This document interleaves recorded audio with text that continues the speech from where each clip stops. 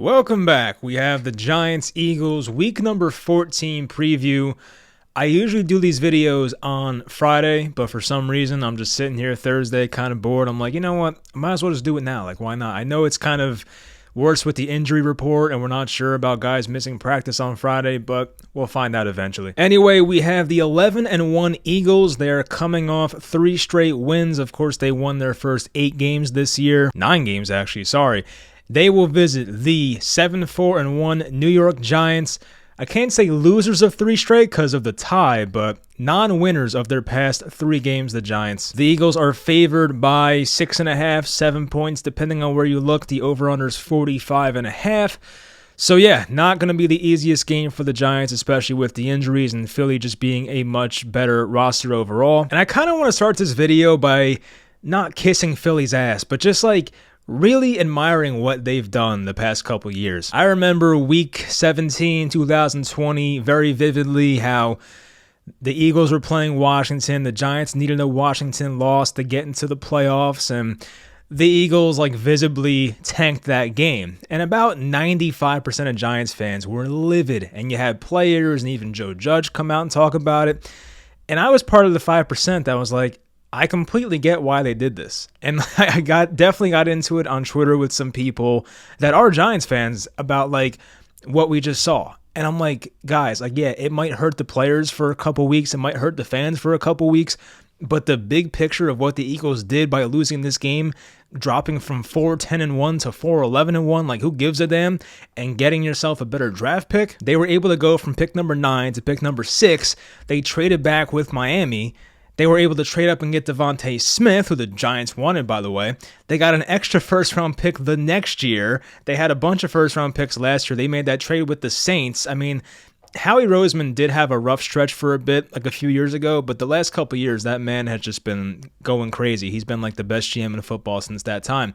And they even had the ammo to trade for A.J. Brown, and now even Jalen Hurts, who I'll admit I had a lot of questions about coming into this year, but he looks fantastic. Of course, the Brown acquisition definitely helps that, but I have to give Jalen Hurts a lot of credit himself for being a more accurate quarterback and seeing the game at a higher level and things like that. But to me, it was just always crazy how, Giants fans, how we were 6-10 that year, and people were complaining about not making the playoffs. I'm like, bro, win more games. You're really going to rely on a division rival with 4 wins to do your dirty work for you? None of that made sense to me. So now seeing Philly at 11-1, the favorites in the NFC to make it to the Super Bowl, it sucks because I do really believe, especially with the Garoppolo injury, that it will be either Philly or Dallas making the Super Bowl. And I don't want to see that, and I don't want to root for either of those teams, but it just feels like it's inevitable. I mean, the Buccaneers don't look right. The Packers don't look right. Minnesota, do you trust Kirk Cousins? I don't know. And the Niners without Garoppolo, maybe he makes it back in time, but you can't count on that. And Nick Sirianni, too, by the way. It seemed like at one point Brian Daboll or even Robert Saleh, they were going to be locks to win Coach of the Year. But with the Giants not playing so well lately, and the Jets having the whole Zach Wilson situation, just kind of left a bad taste in people's mouth. I think Nick Sirianni has also done a fantastic job, and I remember that too, how people on Twitter were just clowning the guy because he had a rough 30 seconds in his introductory press conference. I'm like, seriously? I don't want to be the Eagles defender, but I think people sometimes just don't look at these things from a logical view. I know there's fans that are like, I want my team to win every game, and I don't care what week it is, what record we have, I want to win. I'm like, you literally can just get a better draft pick by losing the game and get yourself in a much better position. And the Eagles have taken full advantage of that. So hats off to them. They've done a great job. And it does give me some hope as a Giants fan because it seems like right now the Giants are kind of in a similar situation to what the Eagles were in last year. I'm not saying the Giants will be 11-1 next year, but the trajectory seems kind of similar in a way. Philly last year was supposed to be one of the worst teams in football, a 4 or 5 win team.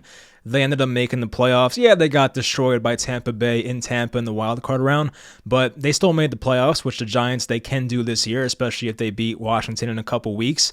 And I feel like the Giants could be on a similar path. So hopefully that's how it goes. Rebuilding does take time, and this was never supposed to be the Giants' year. I think any logical fan knew that. But I still hope the Giants make the playoffs. I mean, draft picks don't matter right now at this point. You already have 7 wins. You might as well get in the playoffs and see what happens. So hopefully that's the case. Anyway, so I did a lot of rambling there, but we'll talk about this game, the matchups, the injuries going on right now. Hopefully you guys enjoy, and let's get into it. And I already know that rant I just went on about the Eagles is definitely going to get some hate. And people will be like, how could you say nice things about the Eagles? And I'm like, I just want to be in their position. I'm jealous. I want to be 11-1 and have the best odds to make it to the Super Bowl. Like, if you're not agreeing with that, you're lying to yourself. Like, come on, just let's be honest here. But anyway, injury report for this week. So as I said, DNPs and stuff don't matter as much. I mean, Thursday kind of matters, but Friday is the big one. We'll just go over guys that did not practice on Thursday. Josh Izuda for the Giants. Adoree Jackson doesn't seem like he'll be back in time. Shane Lemieux also did not practice with the same toe injury. Leonard Williams with this neck injury now. He left early last week. That, of course, is a big one for the Giants. And that was it from what I've seen on their website for DNPs. For the Eagles, the only one I see is Sean Bradley, linebacker. I don't even think he plays for them, so it's whatever. But they don't have Chauncey Gardner-Johnson. Wow, looking at Baker Mayfield in the Rams uniform is very weird. I have the game on, and it's like just very odd. But yeah, the Giants are definitely in a worse position with injuries. There's no doubt about that. And that's kind of how it's been for the Giants, unfortunately, for a long time. But regardless, I mean, we know Philly does have the better roster here, and the Giants will definitely have to have a few things bounce their way in order to win this game. So Philly's team stats, we'll go over them. They're second in points overall. They're third in yards. The least turnovers in football. So, they're so tough to beat this team because, the Eagles in the past, it was weird because last year they started out the year trying to throw the ball a lot and it wasn't working. And the Eagles at some point, maybe it was like week 5, week 6, I'm sure some Eagles fan can comment. Some point last year, they made a whole identity change to their offense, and they decided to be very run heavy. And ever since that point, the Eagles offense got so much better. And I know the Eagles only beat bad teams last year for the most part. Like, that pretty much was how it went. But I think the Eagles had the best rushing attack in football last year. And when you have that, you're going to get yourself some wins. And that's how it went for that team. Anyway, they become a much better passing team this year. They are 26th in passing attempts, but they're 13th in yards, 7th in touchdown passes. In rushing, they have the second most attempts, 5th in yards, the most rushing touchdowns in football. I figured Jamal Williams would have that all to himself. I'm kind of surprised. Eagles defense, 7th in points for, 2nd in yards allowed, 1st in turnovers. I mean, this team is crazy. They have the best pass defense in football. Of course, James Bradberry being over there definitely helps. He's having a really good year with Philly, which definitely sucks to see. Thanks, Dave Gettleman. Number 1 in interceptions. Now, run defense is the one place where Philly is kind of vulnerable. They have allowed the 17th most rushing yards defensively, and they're 24th in yards per attempt. Now, I did see that Saquon was added to the injury report with a neck injury. It seems like he'll be fine. I don't think he'll miss the game, but Saquon Barkley, if the Giants are going to win this game, has to have one of those games where it was like Houston, where he had like 35 carries and just continued to move the sticks. Like, that's the way to beat the Eagles. Get the ball out of their hands, force them into long drives, hold them to field goals. You're not going to completely stop this team, but there are going to be ways, hopefully, for that Giants offense to get things going, with the Eagles having the best pass defense in football and the Giants not really having a receiver that's worth caring about outside of Darius Slayton. It's going to be tough. And I know Darius Slayton's had some good games versus Philly in the past, which I guess leaves me a bit optimistic, but that's the one guy, if you're Philly, you have to sell out for. I don't think Philly's sitting there worried about Isaiah Hodgins or somebody like that, or Richie James beating them this week. I mean, maybe, but I highly doubt they're worried about that. So for the Giants offense versus the Eagles defense, I mean, Philly's defense has been awesome this year. As I said, they have a defensive line that just has depth on depth on depth. You're talking Brandon Graham, Fletcher Cox, Jordan Davis, and Ndamukong Suh, Javon Hargrave, Milton Williams was a high pick a couple years ago, Linval Joseph, we all know, Josh Sweat, and they even have Robert Quinn and Derek Barnett, who I think's out for the year, on IR. I mean, that defensive line has to be the best in football, that entire unit. Even linebacker like Kazir White was a good pickup for them, and TJ Edwards is having a great year. Hassan Reddick, they got him in the offseason. Darius Slay, James Bradberry as your top 2 corners. Their safeties are kind kind of, I guess, the weak part of this defense. They have Marcus Epps and they have this new kid, Reed Blankenship, who I believe had an interception last week, but the guy was an undrafted free agent, so he can't be like amazing right now. Maybe he is, I don't know, but I have not really heard much about him. And of course, the concern for the Giants defense is the interior offensive line. How does Evan Neal hold up against Hassan Reddick and even Brandon Graham? I, of course, have no concerns about Andrew Thomas. He's the one guy I just don't have concerns about. I am curious to see if they go with the same offensive line of Thomas, Gates, Feliciano, Glowinski, and Evan Neal. I guess that's the best way they can go about it right now. But Javon Hargrave, Fletcher Cox, and Ndamukong Suh, Milton Williams, those guys playing the interior, that's my concern. Like, can the Giants even run the ball in this matchup? I have a lot of concerns about that. This has to be a game where Daniel Jones uses his legs. If he doesn't, I don't even know why you have him at that point. Like, you might as well try and use the guy on the ground. And DJ's had some good runs versus the Eagles. I know the first one that comes to mind is the one where he tripped and fell, but like that should have been like an 80-yard touchdown. He had that one rushing touchdown last year versus them at home. I think the game he got hurt, actually, his last game of the season, where he kind of juked a guy, which is not something Daniel Jones does very often, but he scored a touchdown on that play as well. So Jones has had some rushing success versus the Eagles on long plays, but the Giants offense as a whole, yeah, it's pretty rough. They need a great Barkley day. They need a good Jones day on the ground. They can't have more than one turnover.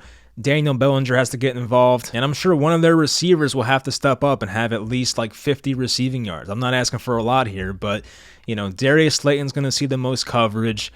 Maybe Isaiah Hodgins gets involved again, or Richie James, or someone like that. The Eagles don't have the best slot corner. I think Avonte Maddox was their guy, but he's out right now, so they have Josiah Scott, who's definitely not at Avonte Maddox's level. So maybe Richie James actually has a decent game. That's definitely something that could happen. Now, the Giants defense versus Philly's offense, this is where the, this part's concerning too because of all the injuries. I mean, the Giants, at least, they got Ojulari back last week. He had a strip sack, fumble, big play by him. The Giants defensive line, I think, is coming off their best week as a unit last week. So I definitely feel good about that.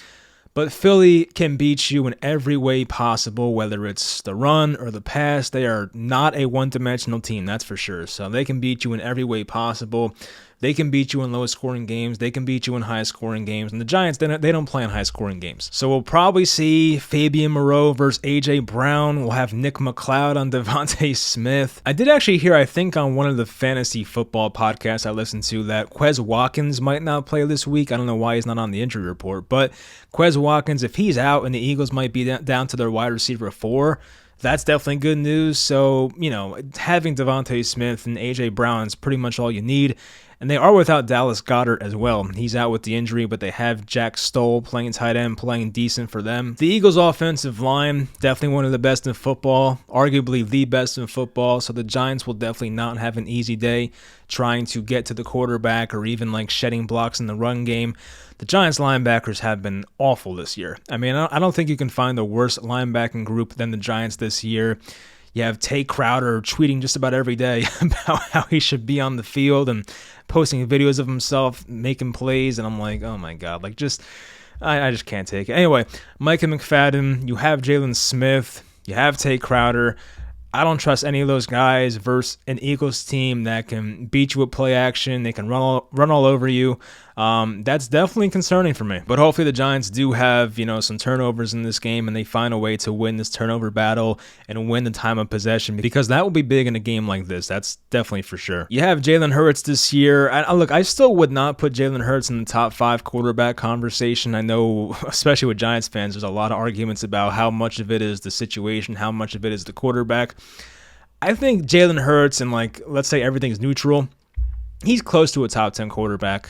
I think Jalen Hurts does have one of the best situations in all of football. I don't think anybody can deny that. So as I said, Hurts deserves a lot of credit for, his own individual improvements this year. It wasn't all the scheme and the situation, but it helped, let's be honest. So Hurts does have a 68 completion percentage this year, 20 passing touchdowns, only 3 interceptions. Running the ball, he has 609 rushing yards, 9 rushing touchdowns, 4.6 per carry. Miles Sanders is actually having a very good year as well. He must be in year 4 by now, but 924 yards, 9 touchdowns, almost 5 yards a carry. And it's funny because I know Miles Sanders, this was on Twitter, I think week 1. So Miles Sanders was questionable coming into week 1. and the tweet said that Miles Sanders was active, and then somebody like quote tweeted it saying like, oh, Miles Sanders is now going to play 16 games or whatever and not score a single touchdown or something the entire year. And then he scored a week 1 and he like retweeted the guy or something like that. And now he has 9 touchdowns the entire year. So it's kind of funny how that worked. AJ Brown closing in on 1,000 yards, 950, 9 touchdowns. I would assume that either AJ Brown or Devontae Smith have a monster game. Maybe both guys do. And Philly's defense is second in sacks. I mean, that of course is very scary. We talked about their defensive line. And of course, first is Dallas. So the Giants have to deal with 2 teams in their division that have the most sacks in football overall, so that definitely sucks. But anyway, that will do it. I'm expecting a tough game. I really am. I don't know if I would pick the Giants or the Eagles on the spread. I'm kind of still deciding about that. Guess it depends on the mood I'm in tomorrow. But if the Giants do let this get away from them early and they can't bounce back, of course, Philly has the ability to make things look ugly. I mean, Philly has scored 40 and 35 the past couple weeks. But there have been games where Philly, they have allowed some points. Some of that's in garbage time, yes, but even Washington, they scored 32 against them in the one time Philly lost this year. It took a few turnovers, that's for sure. I remember that game. But of course, it's football. You never know. I think the Giants' probability of winning this game is pretty low when you're a touchdown underdog, but I will say this, the Giants are not the most unlikely team to win this week with the Texans playing the Cowboys. I would say they have no chance. So at least the Giants, assuming they run the ball well and things like that and just maybe force them into a turnover, can stay in this game. And of course, when you get to the fourth quarter in a tie game or one possession game, anything can happen. So you just got to get yourself in that position. Don't start the game down like 17-3 or 21-6 or whatever. Find a way to keep yourself competitive even at halftime. So anyway, I hope you guys enjoyed the video. I will have my spread picks out tomorrow, probably Saturday the latest. But anyway, hopefully you guys enjoyed, and I'll talk to you guys next time.